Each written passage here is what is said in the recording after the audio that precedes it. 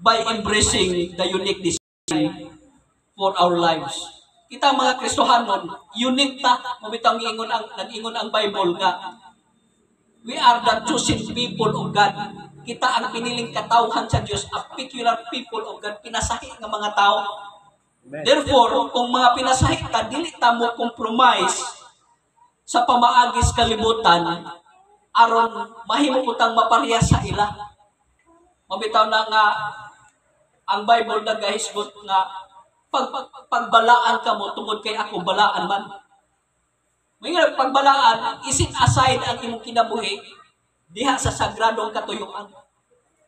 Mao na nga kita nga mga Kristohanon, pinasahitan lahita nga mga tao tungod kay ang Ginoo naga-design nato sa unique nga pag-design. When we conform to the world standards, we are at risk of losing God's blessing and promises of God. Sa diha nga mo kompromiso ta mga igsuon, mahimong risgo nato nga kining panalangin o mga saad sa Ginoo dili nato masinati. Mao na nga likayan nato nga mo kompromiso ta niining dili maayong pamaagi, kanigong dili maayong pamaagi usahay pabor sa atong kinabuhi. Mabitaw ng Bible diri sa Proverbs chapter 14 verse 12 nga adunay dalan daw matarong sa usa ka tawo apan ang tumoy niya na kalaglagan. Hallelujah. Kami nga mga pastor, medyo humot-humot meron sa mga politiko. Damingon na nga, pila man mo kamuok diha mura nagdaghimo na og kanang sensus mga igsoon. Mabako no mga dyan na inyong pastor o kanang na ay graba, saminto, kabilya. Anja, nana po yung karon nga ang mga pastor ko no, kanang kung ba na ay ipaadto na sa kanang na ay nai-offer nga dito bumatog sa hotel. So ba na nahitabo sa mong kinabuhi nga pa eleksyon. Pero karon nga eleksyon na dito may patugon ko no sa hotel nga bisag unsa ko no orderon. Basta pinanggami karon. Makaingon jugo nga sana all ang pinutag ang membro. Kay ara kahumot ta kaadyo karon. Pero ni anang kahumot mga igsoon napunay nagatangag og kanang naay kanang taga ba. Sa time nga mo kompromiso ta niining umaabot nga eleksyon usap pud tas nagpabagsak ni ini. Remember, ako di man ko makaingon ninyo nga kanigong pastor di man ni sinda pwede nga moingo nga mo ni atong botohan. Matag naman siguro kung mga recommendation nga mao ni mga angay natong iboto, pero di ko pwedeng mangontrol.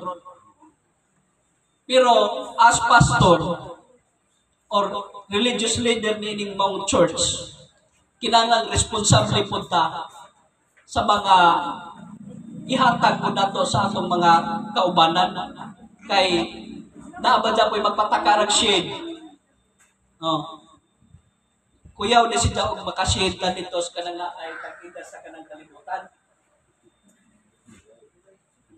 Hindi na kinahanglan na og tao kasi tagida sa kalibutan. Mao na nga kining pagkompromiso kinahanglan gadyo natong likad tungod ka aduna gadyoy mahitabo nga ups and down sa atong pagpangalagad sa Ginoo. So atong tan-awon karon kining the consequences of rejecting God's ways.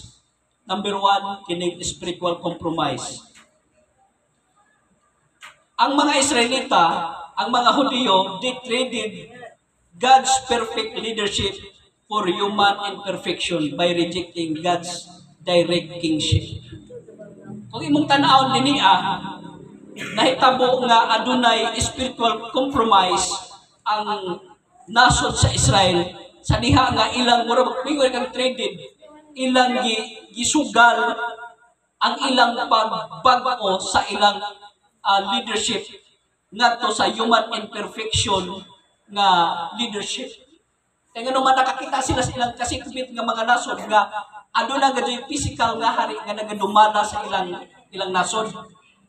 Pero wa nakita nila nga adunay invisible nga hari nga nagadumala panahon pa ni Joshua, panahon pa ni Samson, panahon pa sa mga judges. Og imong makita nga aduna gadyo pag-angat sa panahon pa sa mga judges. Pero panahon sa mga hari na mga igsoon, madyo laman og hari nga pareha ni sabi ni David. Kung si Manase nga hari nga araka kurap ug araka daotan kaadyo, tiurok na pud ang nasod sa Israel. Mao na nga dili ko pabor ni anang monarkiya nganuman madyo laman og naay David nga hari nga willing nga magpahimuot das Ginoo. How about nga ang kaning hari dili mosunod sa Ginoo? Mao na nga crucial kaadto sa atong panahon nga kinahanglan ta og kanang naay guidance sa Ginoo kinsa ni angay natong pilion tungod kay crucial ni sa atong nasod karon basin og mutiorok nagsamot. Mao na nga usa ni sa mga obligasyon sa pastor nga i-guide nato ang atong karnero ay magpataka naman na og kanang shade. Mao na nga moingon ko dawatan ninyo kay nga naman kanang ilang gipanghatag karon atong nang touch. Mao na nga kinahanglan ta nga makabaton ta og kaalam niining atong panahon karon. Kay nganuman sa dihang adunay spiritual compromise, aduna gadyoy dili maayong resulta sa dagan sa atong nasod, na gadyoy dili maayong resulta sa atong dagan sa atong pamilya kung aduna tay pagkompromiso.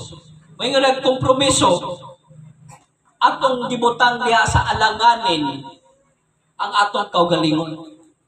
Mao na nga ato ning likadan ning gitawag og pag-compromise tungod kay ang pag-compromise nagabutang ta das delikado nga lugar.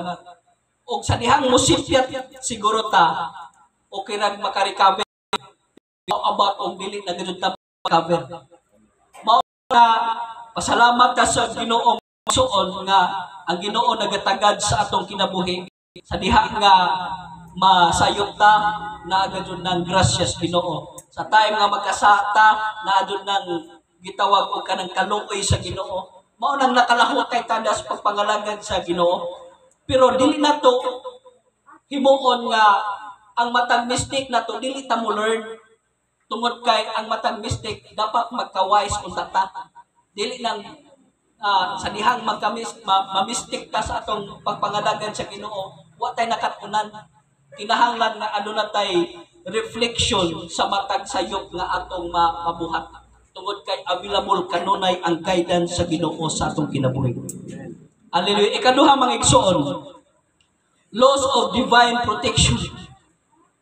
Og mao ni hinungdan mga igsoon nga mahimong pildero ang atong kinabuhi tungod kay nawad atag divine nga protection sa Ginoo.